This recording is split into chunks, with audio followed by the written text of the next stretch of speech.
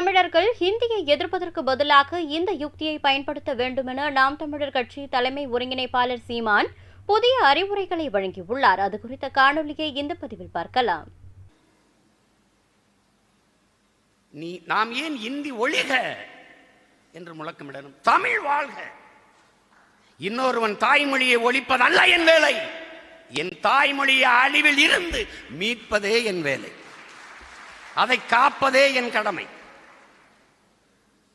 அப்படிதான் நீங்க யோசிக்கணும். திராவிடம் ஒழிக அதல்ல என் கோட்பாடு, என் கொள்கை. தமிழ் தேசியம் எழுக வெல்க அதான் எங்க கோட்பாடு.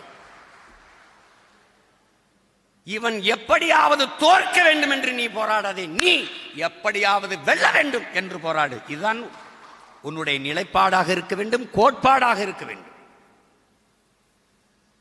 அவன் குள்ளமாக வேண்டும் என்று நீ எண்ணாதே, நான் உயரமாக வேண்டும் என்று எண்ணு. அதான் முக்கியம். அதற்கு வழிதான், ஒரே வழிதான் இருக்கிறது நண்பிற்குரியவர்களே. இந்த மண்ணை மாற்றுவதற்கு முன்பு நான் என்னை மாற்ற வேண்டும். அதான் முக்கியம். இந்த மண்ணை வெல்வதற்கு முன்பு மக்களின் மனதை வெல்லணும். அதான் முக்கியம். அதுதான் மக்களின் இதயத்திற்கு நெருக்கமாக செல்லுங்கள்னு சொல்றது. ஒரு மாசம் போய் மக்களுக்கு களத்திலே நின்று உதவினோம். ஒருத்தரும் படம் பிடிக்கல, செய்தியாக்கல.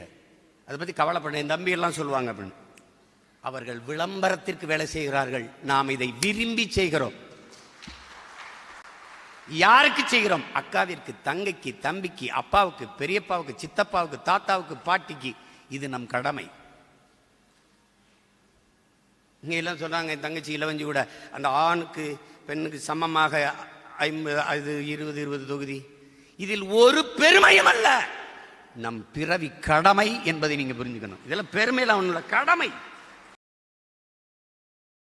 செய்திகளை உள்ளது உள்ளபடி தெரிந்து கொள்ள ரெஃப்ளெக்ட் நியூஸை சப்ஸ்கிரைப் பண்ணுங்க.